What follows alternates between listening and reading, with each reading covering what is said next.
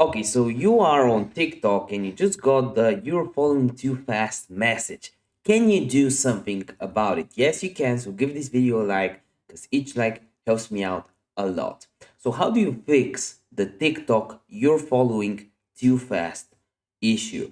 Well, this will happen when you're just scrolling on TikTok and following a lot of people. Maybe you're doing this because you just genuinely like the person, but chances are you're doing this because you want to grow with follow and follow, kind of like what people do on Instagram, right? But on Instagram, you have action blocks, and to prevent bots like Jarvie and other social media bots that I do not recommend you use currently, to grow your following via follow and follow.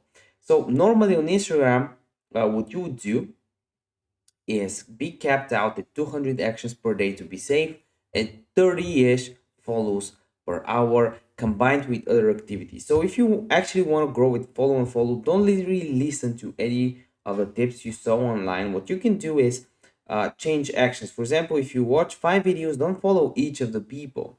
Follow one of them, then like, then comment, and try not to follow more than 30 people per hour. So this is my tip, and if this video helped you out, give it a like because this can help you fix the "you're following too fast" problem. See you next video. Bye.